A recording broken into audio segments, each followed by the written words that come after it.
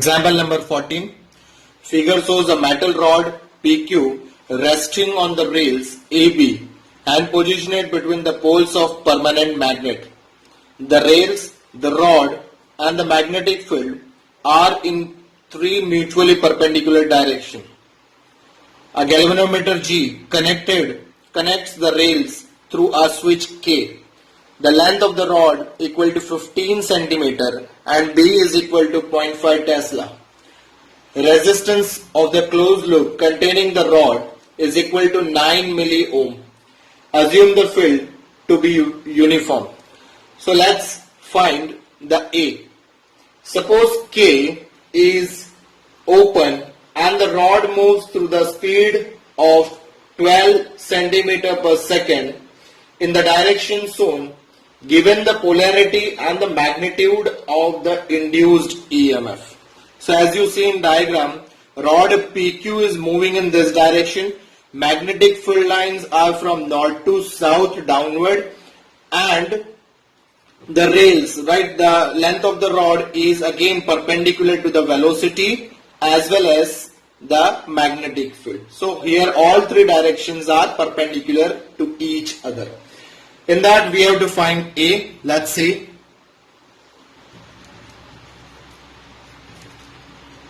Here magnetic field is perpendicular to velocity and velocity is perpendicular to length.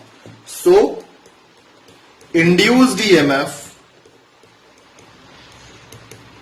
is epsilon is equal to, it is BVL, right? And in question we have a list of given terms are L is equal to 15 centimeter, which is 0.15 meter.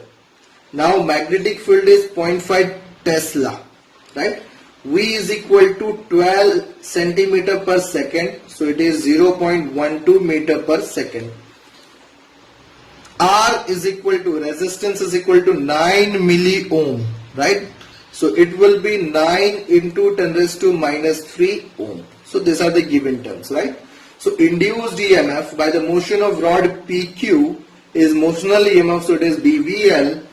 By putting all this value, B is 0.5, V is 0.12 and L is 0.15. So this will be 9 into 10 raised to minus 3 volt, right? So this is the induced EMF. Now we have to find a polarity. As you see here, when the rod is moving here, right? So rod is PQ is moving in this direction. PQ is moving in this direction. The velocity is in this direction. Magnetic field is downward. So we have to find the polarity of P and Q. For that we use Fleming right hand rule, right? Magnetic field is in downward direction, so this index finger will be downward, right?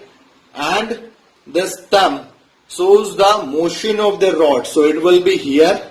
Then as you see, this is the induced current, right? So it will be in from Q to P. So for positive charge, it will be from Q to P, right? So electron now moves from P to Q, right?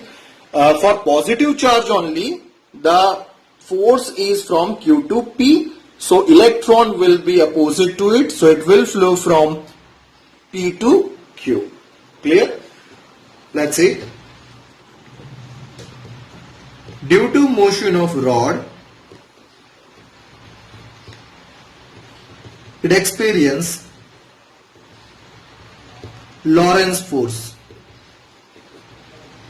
which is opposite to the, as I told you, which is opposite to this force, right? So opposite to this force, Lorentz force will be at, that is magnetic force, Lorentz force, it is Q in a bracket B cross V, right? It will experience which is in direction from P to Q. As I told you, positive charge will move from Q to P. So by Lorentz force, electrons will move from P to Q. So P and will become positive and Q and will become negative. Clear? So as you see in diagram, P and will behave as now positive and Q and will be behave as negative. Right? So this is answer of A. Now, B. Is there an excess charge built up at the end of the rods when K is open? What if K is closed? So we have to find for two conditions, when K is open, other is for when K is closed. Let's see. For K is open, yes. Answer is yes. Charge will excess. The excess charge build up at the ends of the rod because induced EMF is set up across the end as it moves in the field. As it moves in the field, even the key is open. So it is a case of when key is open, right? As you see, the rod PQ will move, right? So when it will move, right, it is a condition when key is open, right? So when the rod is moved, the EMF, the charge will be induces, but only up to the end of P and Q. It will not move in a loop, right? Because key is open. Now see for the when key is closed. When key K is closed,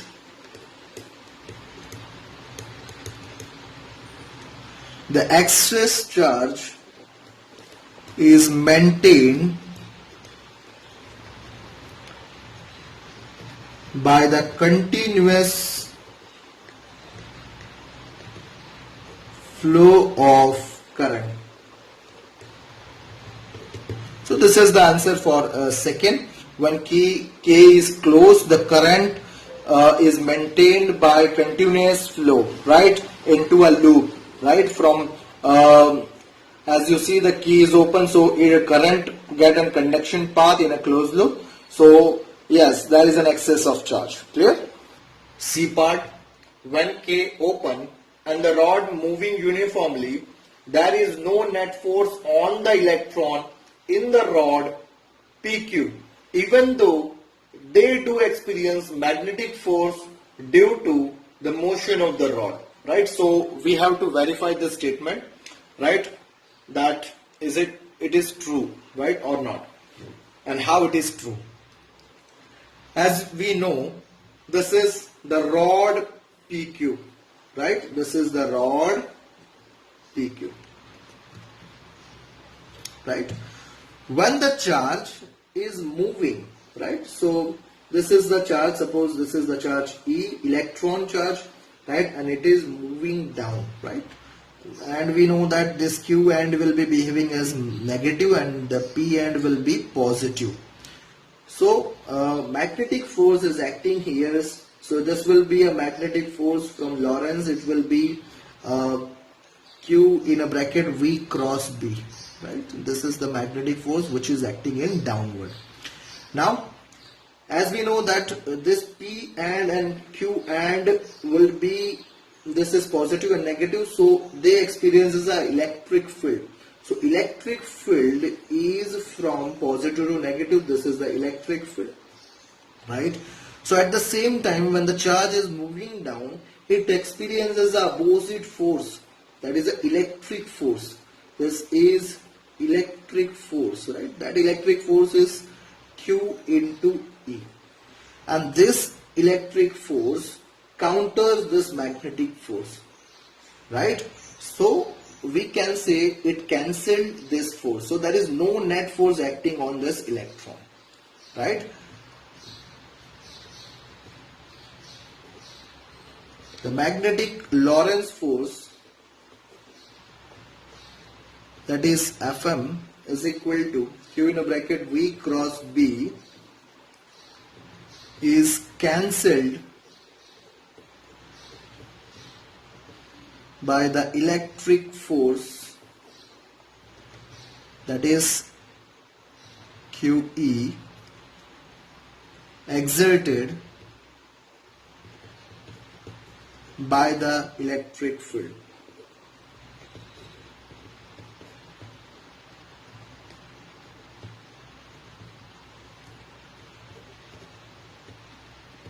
By the opposite charge at its ends.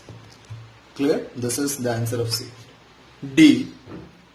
What is the retarding force on the rod when K is closed?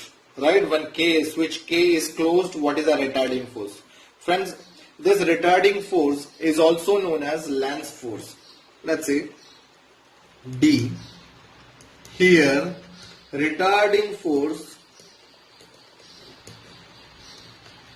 is also known as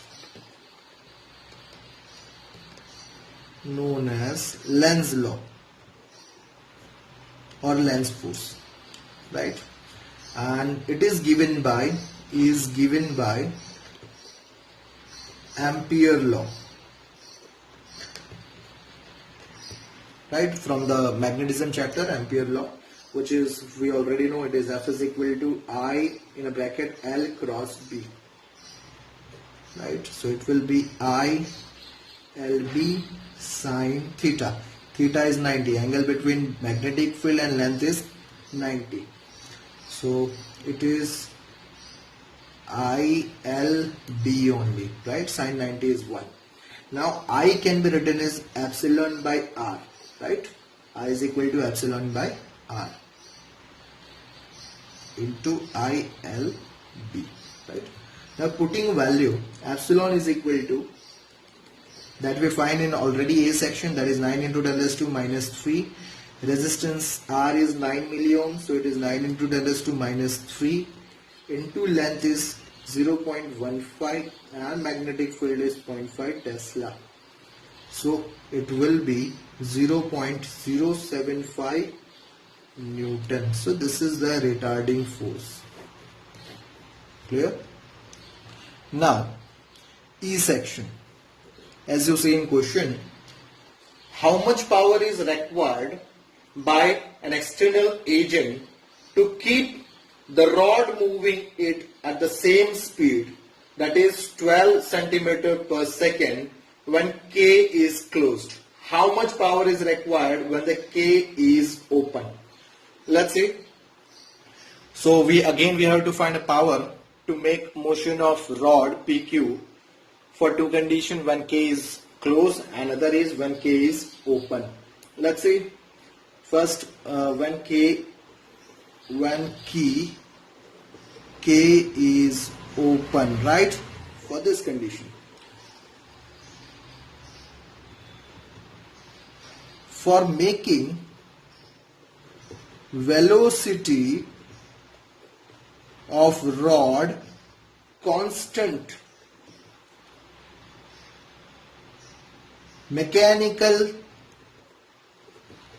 power required is equal to electrical power,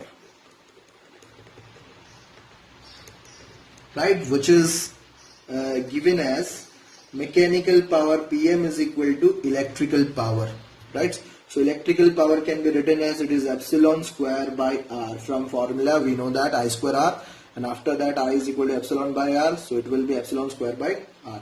Putting a value, epsilon is 9 into 10 raised to minus 3 whole square upon R is 9 milliohms, so it is 10 raised to minus 3. So it will be finally 9 into 10 raised to minus 3 only watt. So this is the power, right, which is required when K key is Sorry, it is a case of close. When key is closed, right? Now, let's say for open key. If K is open, right? So we know that when K is open, then rails offer no resistance. Resistance value is not present. So power will be required to keep moving the constant velocity. No power is required, right? So when K is open, and if rails offer no resistance,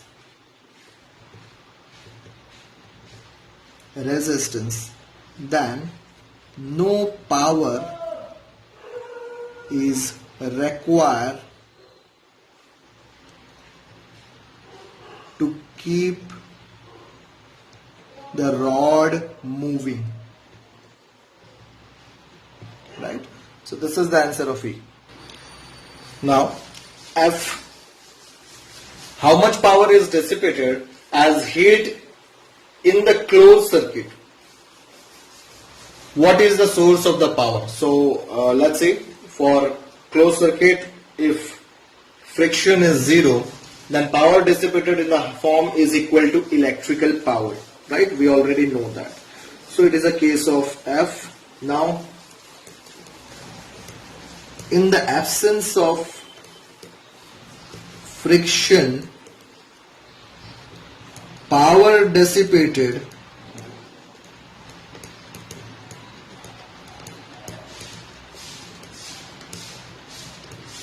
in the form of heat will be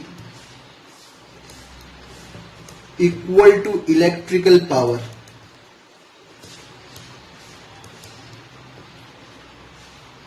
That is, power P is equal to I square R, which is equal to epsilon by R, value of I, whole square into R. So this will be I epsilon square by R. So value of it is 9 into 10 raised to minus 3 whole square upon 9 into 10 raised to minus 3, 9 milliohm it is. So finally it will be 9 into 10 raised to minus 3 watts. So this is the power, right? Okay. Now we have to find source. Here source of power is the external agent. Source of power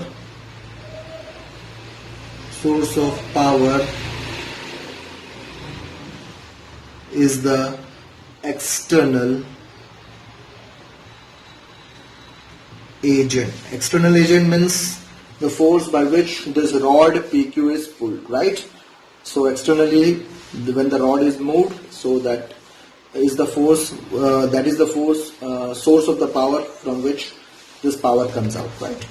Now for G, what is the induced EMF in the moving rod if the magnetic field is parallel to the rails instead of being perpendicular? As you see, this rod PQ is perpendicular, right, to the magnetic field. Instead of that, if we put a rod like this parallel to the magnetic field, then we know that if rod is parallel, then the angle between rod and magnetic field is 0. So by that, induced EMF will be 0. If magnetic field is parallel to velocity, no EMF gets induced across the rod, right? So by moving a rod into a field, right, here the velocity, we are moving a rod perpendicularly because magnetic field lines are from north to south, downward, right? And if we move this rod downward only in the same direction of magnetic field, then the angle between B and V velocity is 0. So there is no EMF get induced, right? So this is the final answer.